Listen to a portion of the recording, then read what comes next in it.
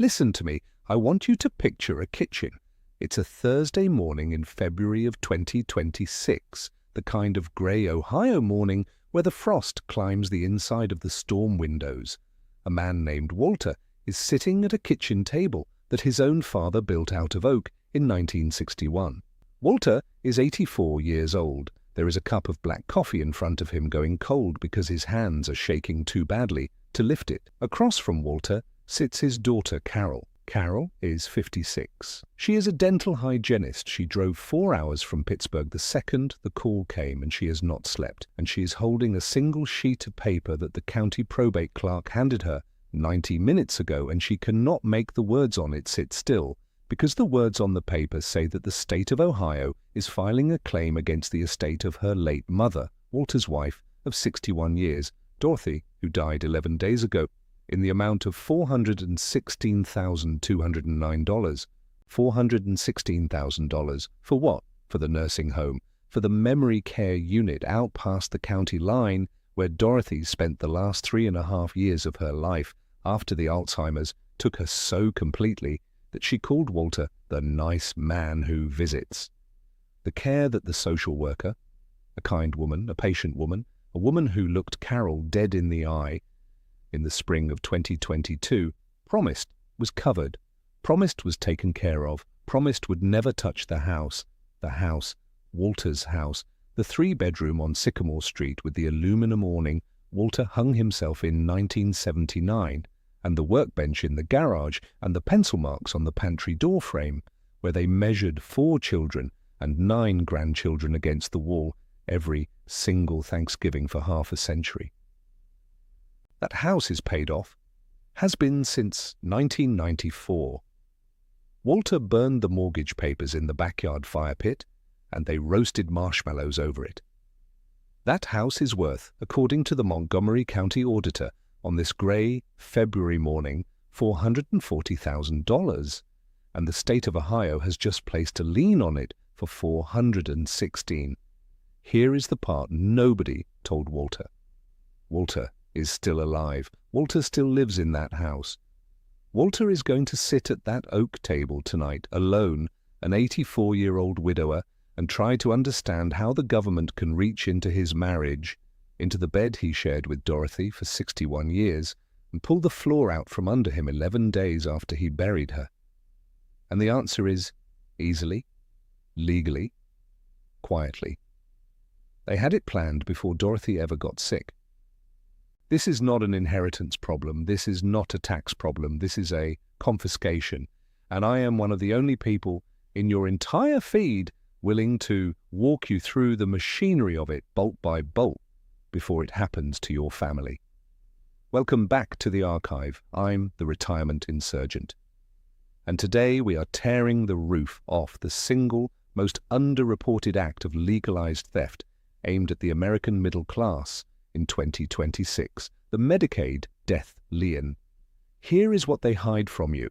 There is no such thing as free long-term care in this country. There never was. There is only a bill that the government agrees not to mail you yet. There is only a patient, silent, calculating bureaucracy that waits until your wife is in the ground, until your husband is in the casket, until the grief is so heavy you can barely stand, and then it sends the invoice.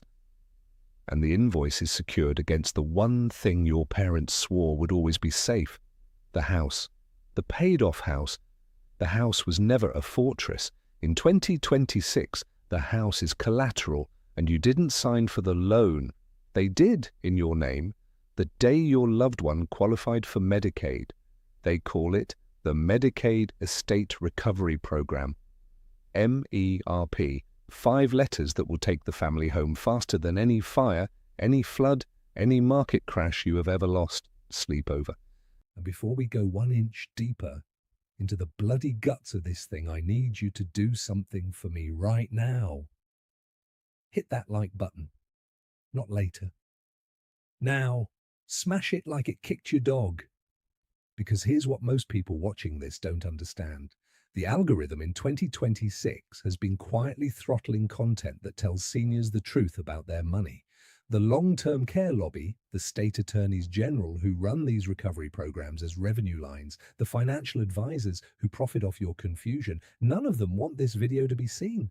They would love it to die at 100 views. Your like is the crowbar that breaks that shadow ban. Your like puts this in front of the next Walter, the next Carol, before it's too late for them. So do it now. I'll wait. Subscribe, flip the bell, join the archive, because what I'm about to tell you, your estate attorney didn't tell you, your hospital's discharge planner didn't tell you, and that glossy AARP magazine on your coffee table will never tell you. The suits in legal want me to say, this isn't financial or legal advice. Fine, it isn't. It's a survival guide for a vault that nobody's guarding.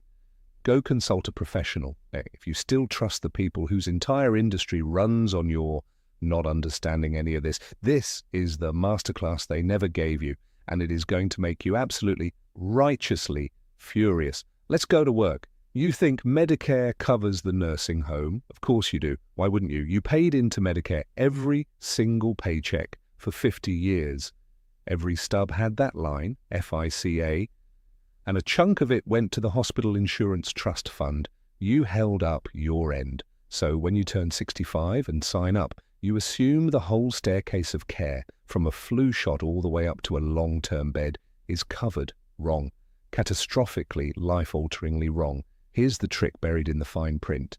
Medicare covers something called skilled nursing care. That is a narrow, specific, deliberately limited category.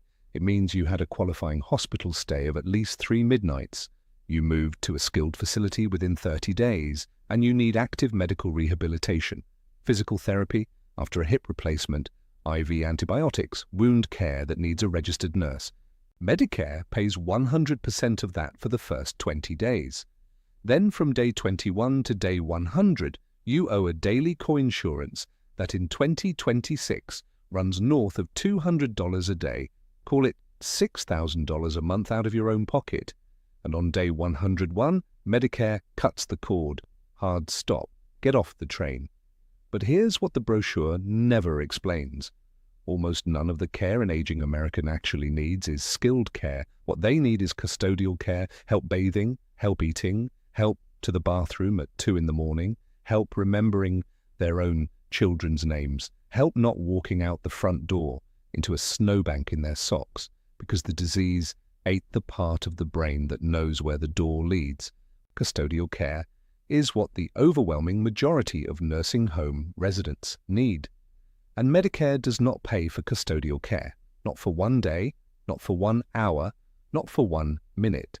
Medicare looks at your 82-year-old mother who can't button her own coat and says, "That's not medical, that's just getting old, pay for it yourself." And in 2026, paying for it yourself means $10,000, $12,000, $15,000 a month. In a memory care unit, more. Let me do the math out loud so it lands in your chest the way it should. $12,000 a month times 12 months is $144,000 a year. The median nest egg for a 65-year-old American in 2026 is somewhere around $280,000 total. Everything, the 401k, the IRA, the savings, the CDs, that entire life savings gets vaporized in under 2 years of custodial care.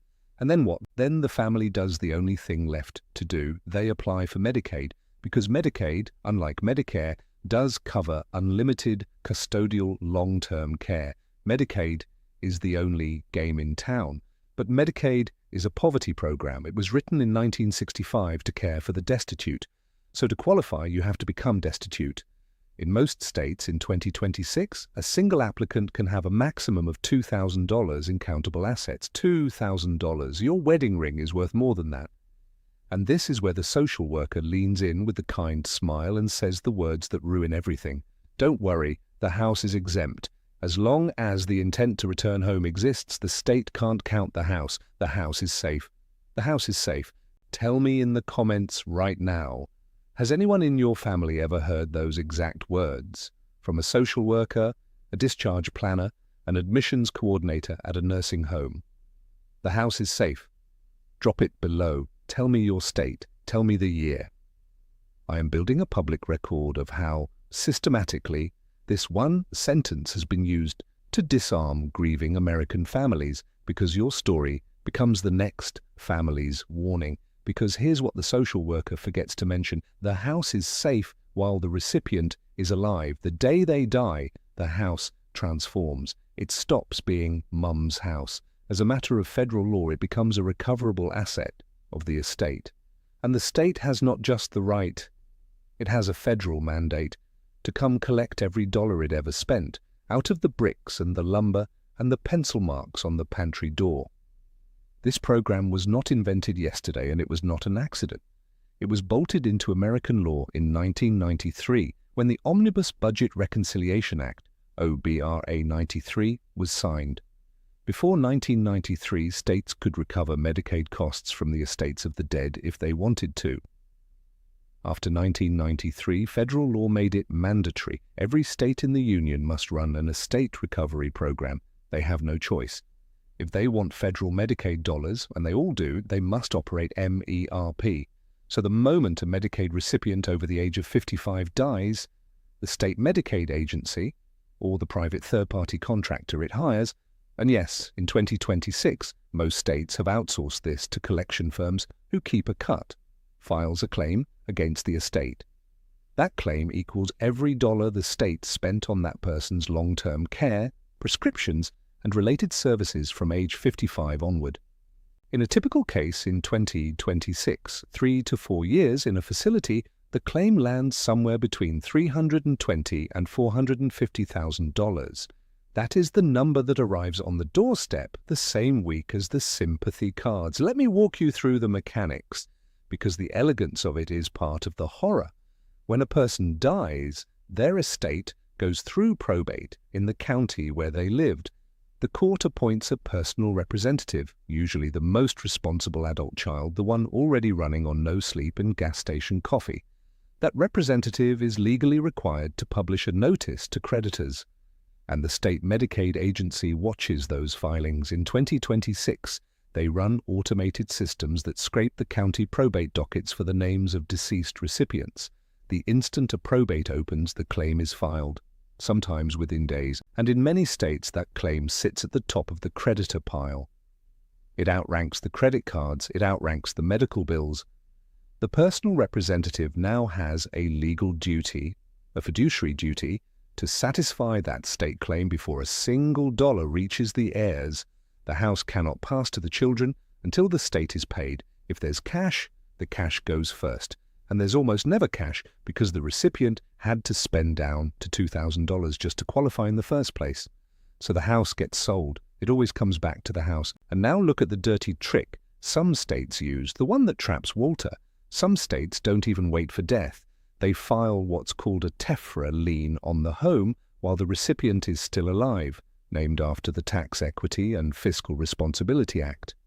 That lien attaches silently to the title and just sits there.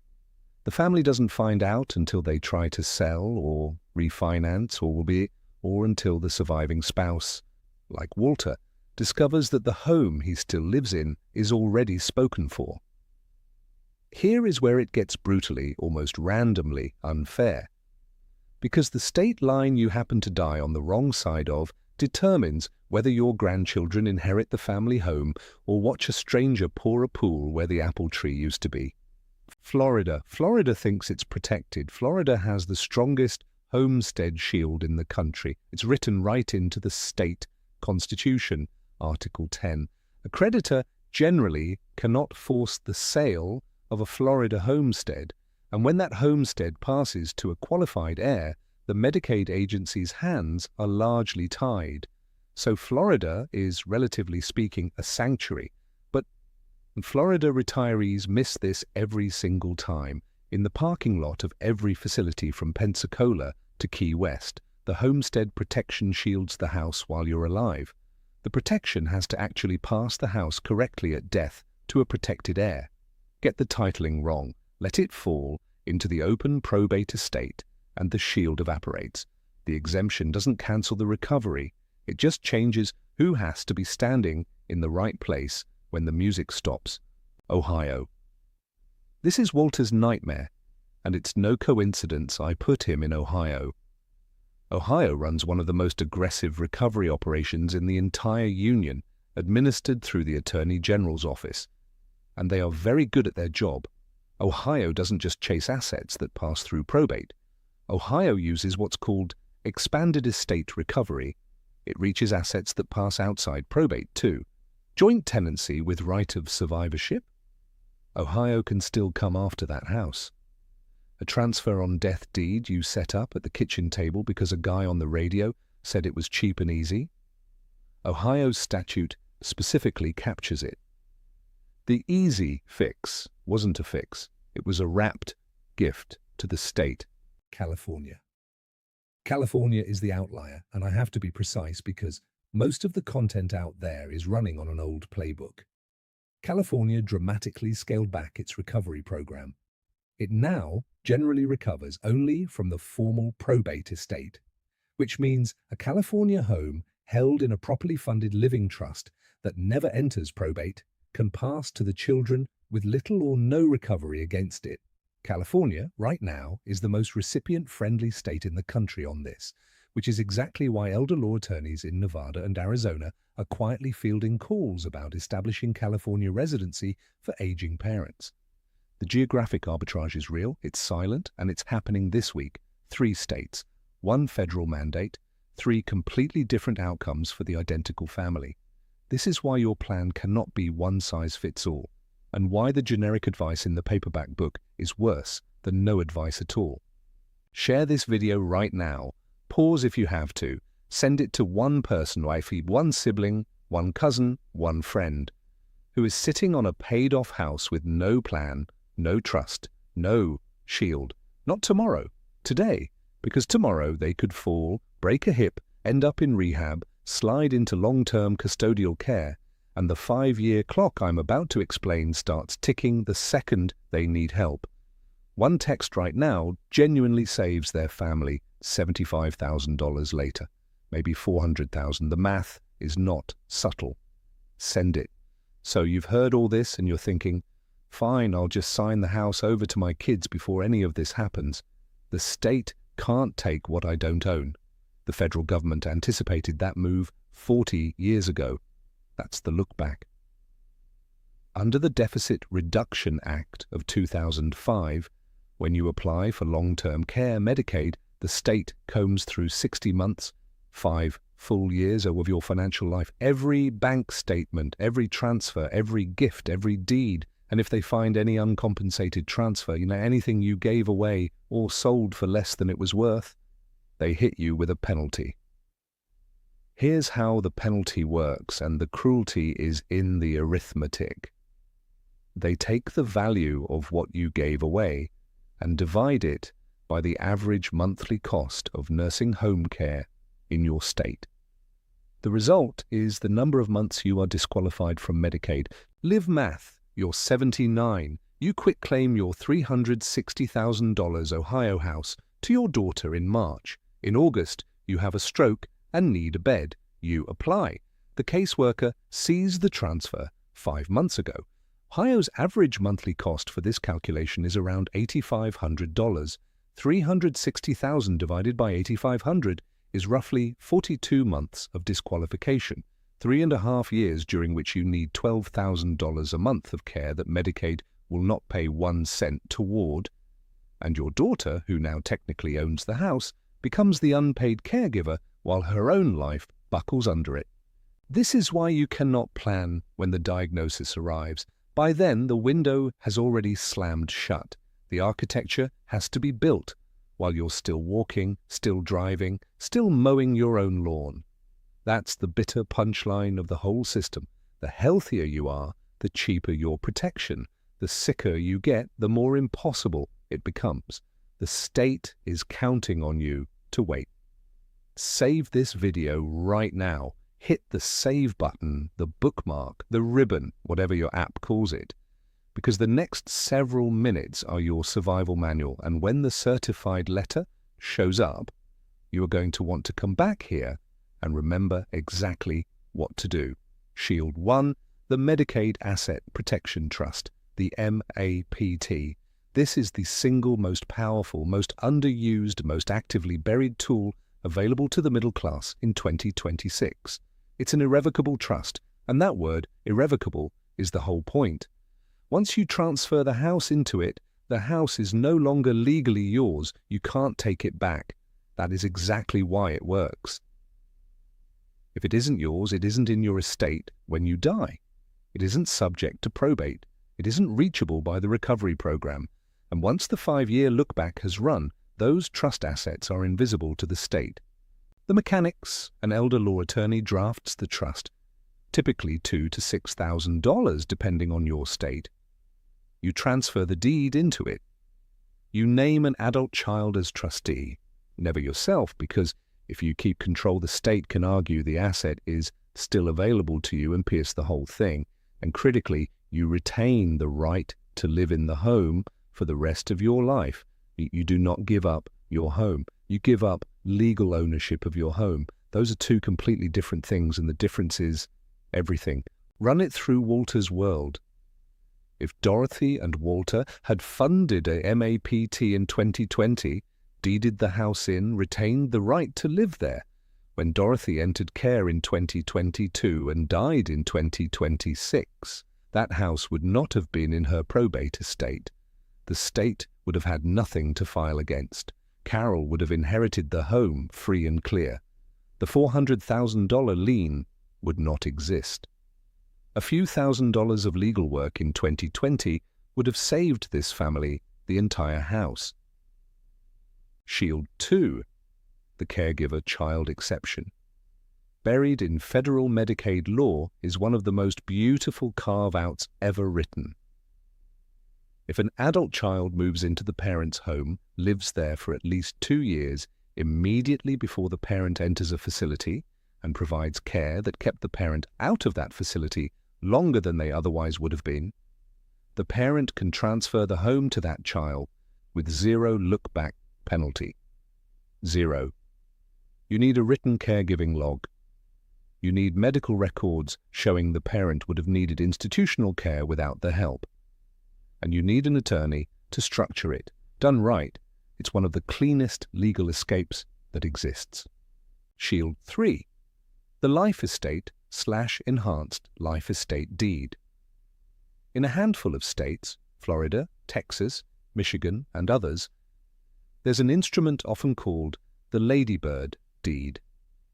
It lets you keep full control of the home during your life.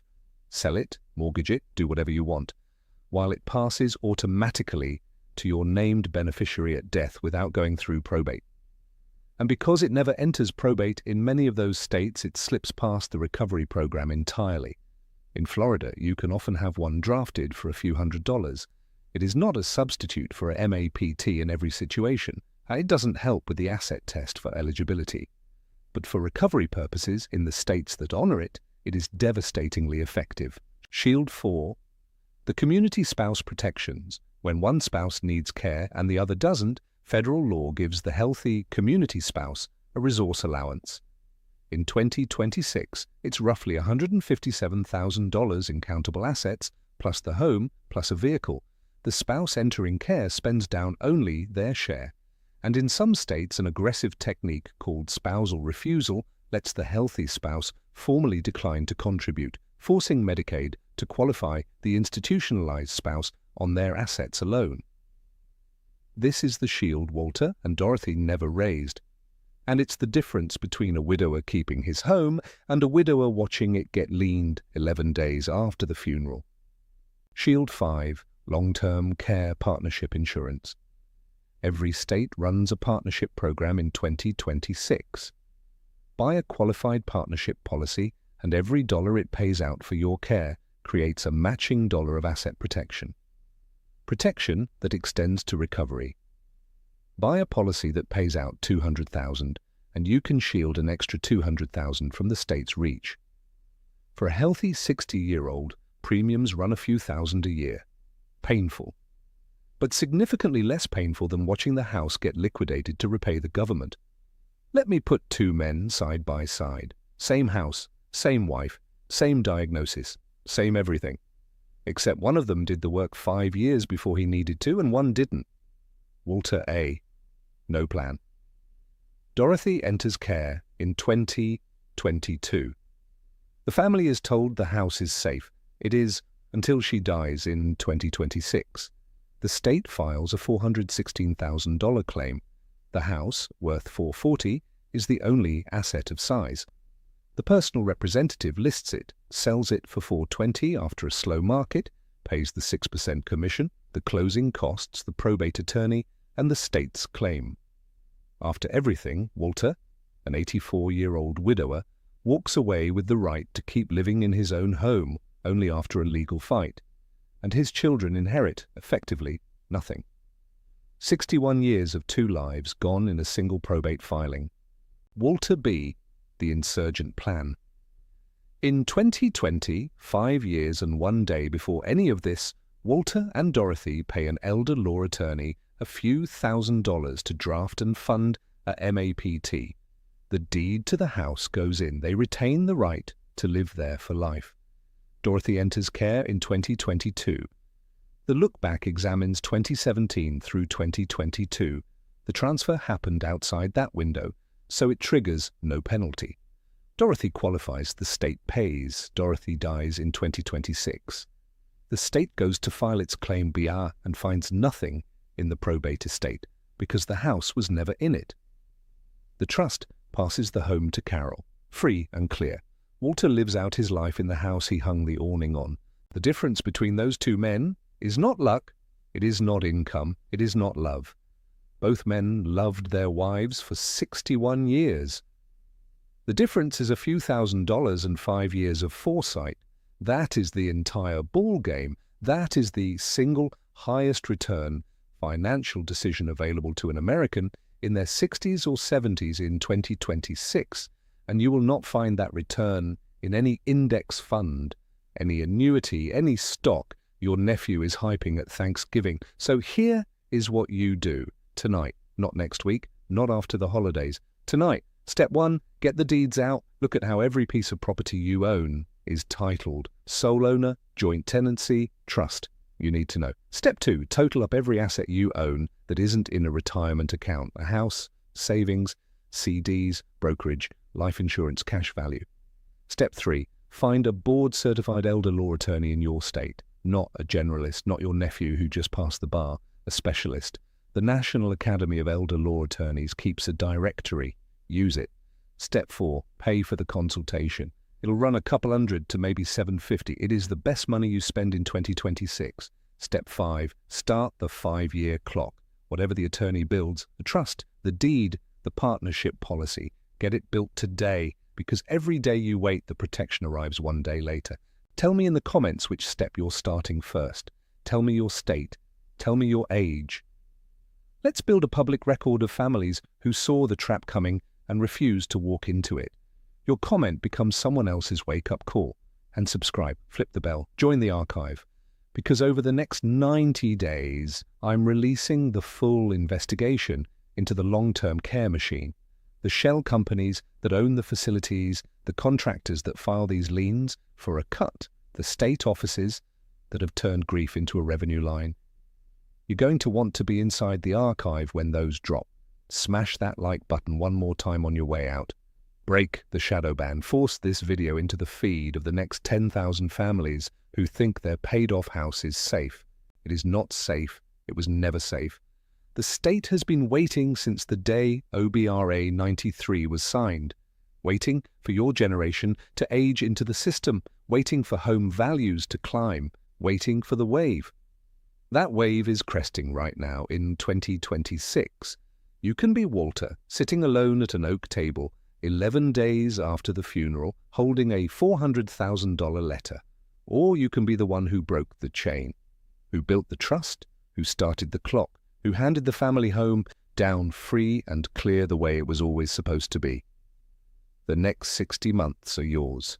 Make them count. I'm the retirement insurgent. This was the archive. Stay sharp, stay angry. I'll see you in the next one. See.